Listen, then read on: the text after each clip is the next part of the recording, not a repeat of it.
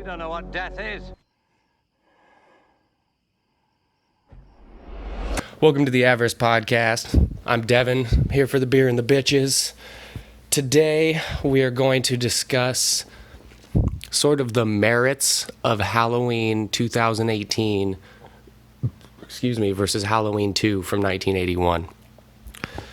I have a few different categories that I've broken down where I'm going to compare them side by side, so to speak, and then kind of a few conclusions I want to draw, and I'm analyzing their decision to ignore all the other sequels and try to be a direct follow-up to the original, and I'm examining if they did it better than the original Halloween 2 from 81 did. That's kind of my goal. That's what I'm setting out to do here. We'll see where we go. I've got a couple of notes I'm just shoving off, and I'm letting the wind take me around the world. You can join me. Maybe stop, click the like, subscribe button first. Just to show some love. Come on. Trying to get monetized over here. Trying to build a subscriber base. You love me. You know you. Is it my face? What is it? Is it my clothes? What don't you like about me? Why won't you love me? Just why? Why won't you just... I got kids and a wife. Okay, back on topic here. So I've got a few categories. I'll say the category and then some of my thoughts about each movie, which one I thought was better, and we'll move on to the next category. So the first category is the lighting. The lighting, hands down, was better in Halloween 2. Now, there's some inherent advantages that Halloween 2 had. There was certain things that Halloween 2018 probably wasn't going to be able to achieve that Halloween 2 was, because it was made in the same era with the same technology, in the same area, with the same lighting crew. There was a lot of advantages there, and the entire film takes place at night. That's a big thing, because a lot of the scenes that we saw Michael Myers in the 2018 version were in daylight, and it just makes him have a different appearance, especially the mask. Now, that there was an inherent advantage that Halloween 2 had, being that they decided to pick up right where the other one left off. It already was nighttime. They made the whole thing take place over the course of a single evening, and they never had to have any daylight shots. So there's just an inherently creepier nature to the whole thing. Sorry, I thought I heard a noise coming down my hallway. And the light in 2018 is warmer. It's not such a cool blue light like we got in the original. So just from a continuity standpoint, visually, when you see them on your screen, the second one is undeniably more similar to the first one appearance-wise, just aesthetics.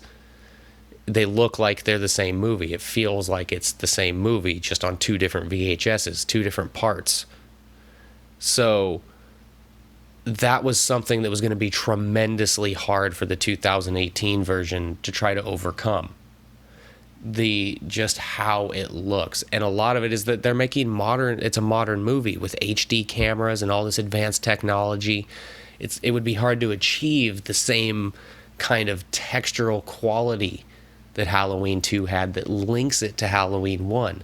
They just have this kind of patina to them that's the same. It feels the same. And so things like this, anyway, we'll move on. So that category, lighting definitely has to go to Halloween 2. The shape. So, I mean, Michael Myers. No, I'm not talking about... I'm not talking about the mask, and I'm not talking about how he was shot, the way they chose to use him. I'm just talking about the actual merits of playing the character, the walk, the similarity to the first one. How good are they at copying Nick Castle? For this category, I think hands down it has to go to the 2018 one. James Jude Courtney moves and feels and looks like Nick Castle 40 years later. You really believe that it's the same guy. And that's not to say that you didn't believe that it was the same character in Halloween 2. But if you really pay attention and start nitpicking it, you can see subtle differences. He's got a little bit more robotic of a walk. He doesn't move as fluidly. There's just something a little bit off about it. It's still way up there as far as ranking is concerned. There's a lot of much worse portrayals of the Shape. But apples to apples, head to head, which one was most similar to Nick Castle in the 1978 Halloween? It's James Jude Courtney in the 2018 Halloween. So then the next category is going to be the use of the Shape. And by that, I mean,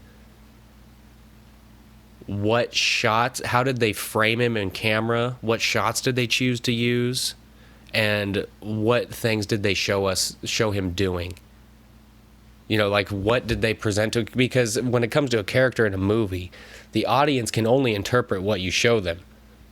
So what you choose to show them becomes important, especially, I just said especially. Sorry, I've had a beer or two. Especially when it comes to a character as mysterious as Michael Myers. So for which one used the Shape better, I have to go with Halloween 2 from 1981. The 2018 version did some great things, and neither of them were perfect as far as how they used him. And again, some of this was there was an inherent advantage on Halloween 2 side, given that it all took place at night. There's better lighting to play with and better tricks you can do, especially using the mask when it's nighttime than during the day. The 2018 one showed him during the day a lot. They showed him without the mask during the day. They showed the side of his face. They showed him getting on the bus. There was less my inflection's all fucked up. I almost put the emphasis on the wrong syllable. The mystery was kind of removed from him a little bit, and he was a little bit too humanized. We saw him doing kind of mundane tasks that we don't necessarily need to see the Shape perform. He needs to be more ethereal. Like, the best example I can use is in Halloween 2, when the nurse arrives and the security guard buzzes her in, and all of a sudden we cut to a shot of a random door that's closing, and it's not explained. It's just a subtle hint that, oh, I think Michael just got in. I think he's in the building now. They never show you how he gets in, but that's the hint. Somehow he was right place, right time. She got buzzed in. He was able to open the door and he snuck in, but they don't actually show it to you. They just show the door closing, and then you're left to connect the dots yourself. Is that how he got in? I'm not sure. I didn't see him. And I feel like that's something in the 2018 version that they would have just shown him going in the door. Don't shoot! Or the shot in Halloween 2 when he pops out from around the corner. That's one thing. Dick Warlock was great at stepping out from around corners. He had that technique down. He pops out from around the corner, and it's got the red light beaming down on his mask. That shit is beautiful. Now, I'm not saying that there's a lot of things that 2018 did wrong. Just the original Halloween 2 did it better, in my opinion. It's a little bit goofy, but I always love the shot when the car door shuts and you see Michael's mask in the side view mirror, and the goes. That shit is jarring. You're like, oh my god, he's fucking like it. That is you use reflections and lighting tricks and shadows and negative space. And Halloween 2 did miss the boat in a few aspects as far as those things are concerned, but 2018 missed the boat more often, in my opinion. And Halloween 2 did have the one shot that they nailed, where he comes out of the darkness and puts the syringe into the girl's temple. The way that he comes out of the black void there and just appears out of nowhere behind her, that is fucking perfect use of the Shape. And 2018 got a lot of things good too, or did a lot of things well too, but they went a little bit overboard on showing us Michael. That's all I'm saying.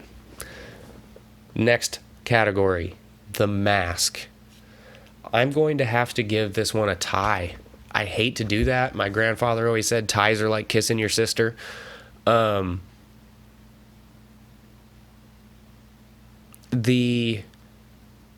Mask in Halloween 2 is the original Mask. Obviously, that's what we're comparing it to. If you were going to give anything a 10 out of 10, it would be the original Mask from John Carpenter's Halloween in 78.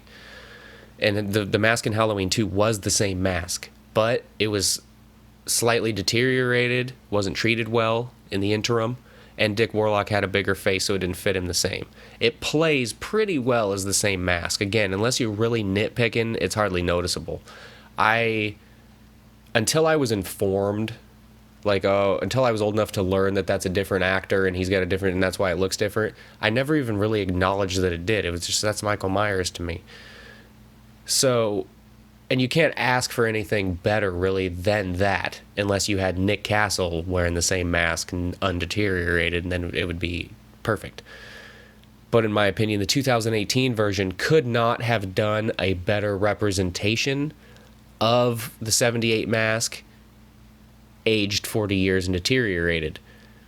They had some advantages working to their credit, because the continuity is easier to play with. Halloween 2 had to make itself seem like it was the same night. It picked up right where the 78 one left off. So it was 3 years later, and they had to make it appear to be seamless, the exact same night. So they needed the mask to look as close to identical as it could to the previous movie. Whereas the 2018 one is set 40 years in the future.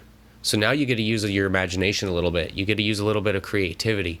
What would this mask look like 40 years later? And as long as you get the basic structure right, because you're putting all these marks and discoloration and gouges and scratches, it doesn't have to be identical. It's going to play the right way, as long as the basic shape is correct, because you're changing the texture so much. So, in my opinion, they both were as perfect as they could have been. And so it's a tie. Next category is continuity. So this is a big one for me. This is absolutely, without a shadow of a doubt, this lands on the side of Halloween 2. There was more there to make it feel like this is a direct sequel, like we're following up this same story. And again, they had a lot of built-in advantages, as you would making a sequel right after the movie as opposed to 40 years later. They got to start theirs the exact same night. All the actors and actresses are around the same age, so it's going to play appropriately that way. Yes, it's in the same era, so the technology is the same. They have all the same people available to do the lighting. And because they're starting at the same night and have all the same people available, they're literally just continuing the same story. Other than the kids, does anybody get discarded? Laurie's parents, but her dad's in the movie for 2 fucking seconds. And Tommy and Lindsay aren't in the second one, other than the opening scene, which is just a rehash of the ending from 78. And in 2018, we are missing a lot of the connection to that 78 story, in my opinion. We have the narrative kind of being driven by Laurie and her trauma and calling back to the situation, but we don't see her exploring any relics of the past or visiting any of her dead friends. Tommy's nowhere to be found. Lindsay's nowhere to be found. Sheriff Brackett's nowhere to be found. There's a lot of, as I like to put it, the fingerprints from that night would be all over that town, just because the way that trauma works, the victims are the origin point, they're the vortex, and then it ripples outward. And I'm not necessarily saying that all these people would have grown up to be abusive. Maybe I phrased that irresponsibly. But what I mean to say is, you had several people that were affected by the events of the 78 Halloween movie, right? So in Halloween 2, we get to see Annie's body being found and Sheriff Brackett seeing her dead on the stretcher, reacting to it, going after Dr. Loomis, not half-heartedly, frankly, but we get to see all that. That is a continuation of stuff we saw in the first one. In the first one, he just killed her and we never saw that wrap up. So they used the second one like, well, okay, well, we had this. This is a connection storyline wise that makes sense. It plays. That's why Halloween 2 feels like Halloween 1 and Halloween 2 just feel like one movie. They just do. And it's because of things like that. The connections are just so perfect and straightforward. Like, duh, yep, that's exactly where we're going, and it's seamless. So to have Sheriff Brackett and Tommy missing from the 2018 one, oh, I was running down the other point. The fingerprint metaphor. You would have Sheriff Brackett, who was traumatized and had an experience as a result of Michael Myers back in 78. You would have Lindsay Wallace, ditto. Tommy Doyle, ditto. Laurie, ditto. I don't know in this storyline if they mentioned what happened to Laurie's parents or if she died or whatnot, but you have that you could cover. There, and then those people would all have had lives in the interim in the 40 years since then, and they would have affected a bunch of people with their behavior. Like this would have branched out. So even people who weren't actually characters in the original would know people who were. Does that make sense? Like, it's a community. It would all be interweaved a lot more tightly than it seems in the 2018 version. And frankly, the town doesn't even seem like the same Haddonfield. It doesn't really pull off the same vibe, in my opinion, that it does. And it almost seems like two different places. Like when they're out to dinner and they're at that restaurant and stuff, it seems very urban. And then Laurie's house seems like it's out in the middle of nowhere. I guess you could say that's just on the outskirts or whatnot, but they didn't do an excellent job, in my opinion, of making it feel like it is the same Haddonfield. And I really would have liked to see somebody like a Sheriff Brackett in the 2018 version and see how he's dealing with the death of his daughter, because that's something we got in Halloween 2. But now we're wiping Halloween 2 off the map when we make the 2018 version, so we could retread that water. We could visit the emotional trauma of Sheriff Brackett as a result of Michael Myers killing his daughter. Him and Laurie could even be in cahoots, so to speak, teaming up against Michael. They still could explore that down the road, but it seems a little bit late to get that train on the track. You already have a storyline moving forward.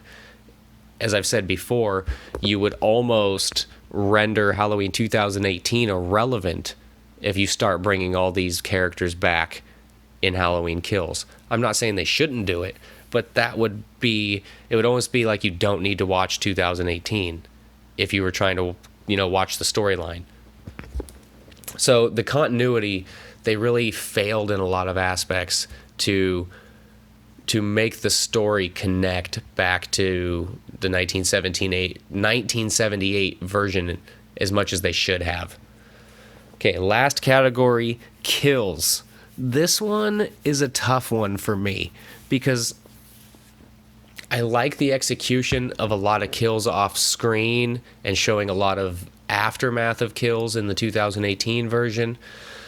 I like quite a few of the kills from Halloween 2, but I also really don't like a couple of the other ones.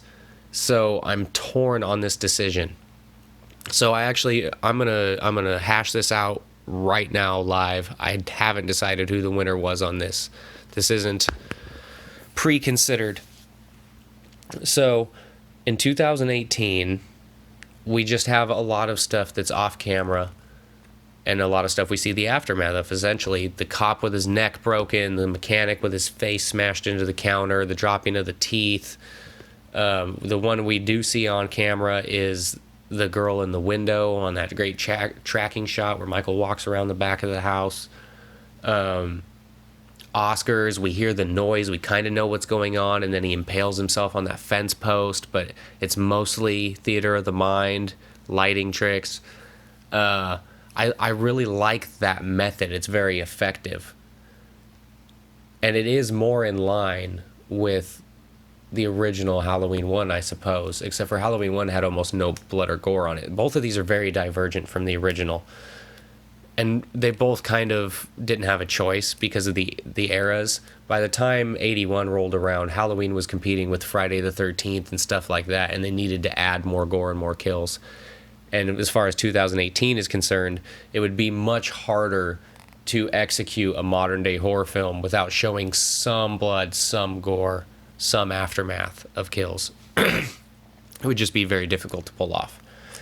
So then we go to Halloween 2, where like the bloodletting kill, I never really particularly dug. The well, I think I might have to give the nod to Halloween 2.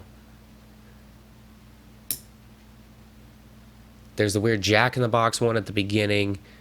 There's the hot tub one. He strangles Bud. There's the cop with the hammer. I hate that scene. That scene is really slow and takes way too long with the cat jump scare and all. Mr. Garrett! Mr. Garrett, I don't know how to work this thing. Somebody broke into the storage room. You need to call the police right away. Boom. But I don't mind the kill. I just hate the scene. Fuck.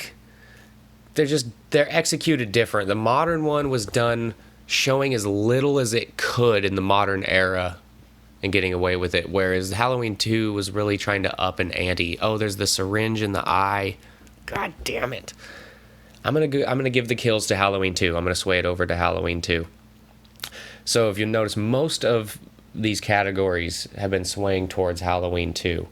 Halloween 2018, I gave them the shape and they tied on the mask.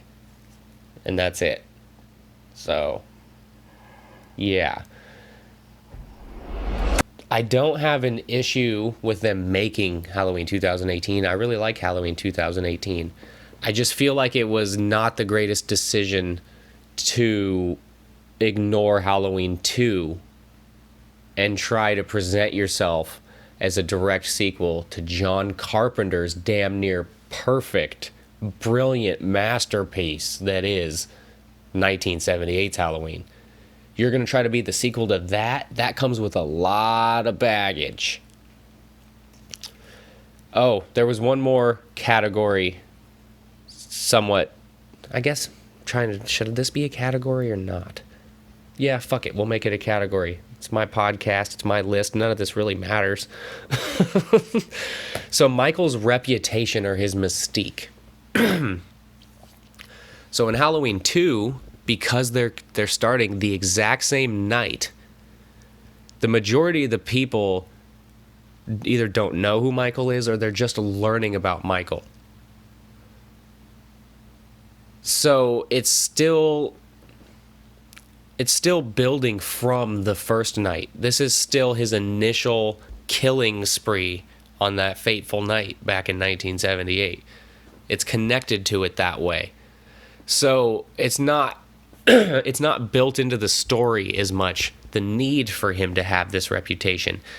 In the first movie and the second movie, Dr. Loomis, well, in the first movie mostly, Dr. Loomis is driving the narrative and building the suspense and informing the audience and the characters in the movie of what's coming, that Michael is to be feared. Whereas in the second one, it's Dr. Loomis, but it's also the news reports that are getting out, the ambulance drivers who have been to the scene. It's starting to spread via word of mouth, the reputation of Michael, organically. Whereas in the 2018 version, they're trying to act like he has this huge aura about him, like he has this giant lore. I don't know if I'm phrasing this correctly. They're trying to make it seem like he's this notorious figure, and I don't know that he necessarily would have been, because you cut that one night back to the first movie where he only killed 5 people total, including Judith. And it's now he's been locked up for 40 years. So trying to build him up doesn't play as effectively in my mind. In Halloween 2, they didn't need to build him up because it was still playing out from the initial night. People were just starting to learn about him. Whereas in 2018, they're trying to say that this has had the staying power of 40 years to the extent that people are still afraid of him and people are still interested in him. Not everybody, as they show by the teenagers, but people are still interested in doing investigative journalism. And Laurie is still scared to death and lives in a compound and practices shooting every day and cleans her guns and has all these booby traps. So that brings me around to my point that I think Halloween 2018 should have been a sequel to Halloween 2. And that would have helped Michael's reputation. You would have the body count upwards of 15 at that point. It would be a much more traumatic experience as a whole for Laurie. Because if we're cutting it back to the 1978 one now, let's think about Laurie's experience with Michael. She saw him staring at her outside the school. She saw him drive by while she was walking home. She saw him in the backyard of the neighbors. That's basically it. Until she walks over to the Wallace house and finds all her friends dead. He goes after her, chases her across the street. They have their squabble. Eventually Loomis comes in and shoots him, and that's it. That was the extent of her trauma, was him watching her a little bit, and then she goes over across the street to the house and he tries to kill her. It was I'm not trying to minimize it, but it doesn't seem that drastic. It's not, I don't want to say it wasn't a traumatic experience. It's just not nearly as drastic. It's not nearly as massive of an effect as having Halloween 2 tacked on. Because then it's not only did she go over, because in the first one, frankly, she fucked up. She walked over to that house. There's nothing to say that he would have ever tried to kill her if she hadn't gone over to the other house and found what he had done and basically barged in on him. So at that point, he has to kill her because she's seen his art projects. So naturally, he chases her and pursues her across the street. In the second one, he goes and seeks her out again. Now, the issue of motive that they tack onto him later, which they probably shouldn't have done, is another story. But in the second movie, he actually seeks her out and tries to kill her specifically at the hospital, which really is a much higher level of trauma, in my opinion. It's not like she just stumbled into it by accident. This motherfucker wants her specifically dead. He isn't going to stop until he kills her. He's coming after her, laser beam focus. And the chasing around the hospital and the fire and all that just seems like it would have really helped sell that Laurie is this damaged by it all these years later. I'm not trying to say if somebody tried to murder you that you shouldn't be damaged by it or anything by that. I don't feel like the reaction and the actual events were equally yoked. I basically what I'm selling you on here is that I think it would have played much better if they made it a sequel to Halloween 2. It helps with the lore of Michael. It helps with the trauma of Laurie. Of course, we have the issue of them being related. So, in the 2018 one, which I thought was kind of a shitty way to do it, the teenagers are walking to school and the guy says, "Hey, wasn't Michael your grandma's brother or something?" And Andy Matichak says, "No, that was just a story some people made up to make themselves feel better." Okay, why are we acknowledging this thing that's their biggest obstacle, is trying to get people mentally over the fact that Laurie and Michael are related. So at the very beginning of the movie, we're going to acknowledge that a lot of people believe that and then just throw it away like that's something somebody just made up. Like that. That's how we're going to get back on track and align the audience's expectations. So my idea for, you could do it almost the exact same way. You do that this is a sequel to Halloween 2, and you have exposition that says that the nurse was actually mistaken in Halloween 2, and that she misread the file or she was lying to Loomis. Whatever, just say that was the lie. Say that she was wrong and they're actually not related. Because it doesn't change how how Halloween 2 plays out, whether they're related or not. He really didn't need to add that in there. But of course, he thought he was killing Michael. That brings up the other issue. The superhuman obstacle.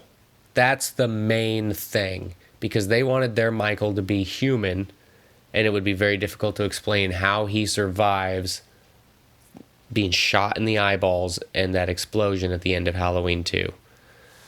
Halloween 4 found a way out of it. I don't know. We see him. Your one saving grace would be that we see him actually walk out. It's not like the room explodes. Like, we see him come out and collapse. But I guess you could sell the audience on the idea that he was extinguished and in the 40 years since has rehabilitated himself. Or you could have him look all scarred and fucked up. That's the main thing. That's the main thing in my head where I go, no, you can't include Halloween 2. Because unequivocally, John Carpenter wanted Michael to be dead at the end of Halloween 2. He tried to make it as decisive as possible. He tried to leave no question in your mind whatsoever. Shot him in both eyes and blew him the fuck up. Now, there was an idea for at the end when Laurie's riding off in the ambulance, they were going to have somebody sit up on the stretcher next to her, covered in a blanket. And for just a beat, the audience was going to have an inkling that there was Michael and get scared shitless. And then the blanket would fall down and it would be Lance Guest. And then we would find out that he actually lived. But they decided to cut that out of the movie and it just ends with Jamie Lee Curtis. So they were even willing to play with the idea that maybe Michael survived it then. But I think that they wanted that notion removed from people's heads, so that's why they cut the Lance Guest thing out of there. I'm not really sure. Speaking of Lance Guest, if we include Halloween 2 in the lore, in the canon, when making Halloween 2018, maybe her and Lance Guest are married, and that just helps with the continuity and makes it seem like it's actually connected to the story. There's a lot of directions you can go. You have the blonde cop that wasn't a bad character that you could call back now as well. You have more characters involved. Yeah, so as far as which one was a better movie, I still think Halloween 2 was a better movie as well. And which one has more merit as a sequel to the 1978 Halloween? Halloween 2 from 1981. That's not saying 2018 was a bad movie. I have it in my top 3. But what it attempted to do and what it sold itself as isn't really what it presented. And I think I would have really liked it better if they had decided to include Halloween 2 and then they just have to work their way around the other issues writing-wise. And the whole relative thing. Okay, here's something I forgot. Why... If you're throwing out the relative thing, essentially serves the purpose of disconnecting Michael and Laurie, right? So we no longer have to make it solely about him killing Laurie and family because we've taken that motive away. He's not just interested in killing family members anymore. Yet, they've signed Laurie Strode, or signed Jamie Lee Curtis on to play Laurie Strode in the next 2 movies. So they don't have any intention of getting rid of her in the films. So why was it even necessary to sever that? Why does it matter? Halloween 2018 plays out almost identically if they're still related and that's still his motive. Or you could do like I said before and have it thrown in there that Nurse Chambers was mistaken. The chain-smoking nurse accidentally smoked a joint. She smoked some wacky weed, some wacky tobacco before she talked to Loomis. She got her facts wrong, and Laurie and Michael never actually were related. You could have just thrown that out there. And yet again, the movie would have still played out exactly like... him and Lori at this point are inseparable, so what the fuck is the difference, I guess is my point. Anyway, I'm rambling on. It's getting too late. I need to fucking call it. Please like, subscribe, share, comment, all that good shit. You can find me on Instagram, Facebook, Spotify, SoundCloud, YouTube, TikTok. Until the next time, this is Devin signing off and saying be easy. It is time, Michael.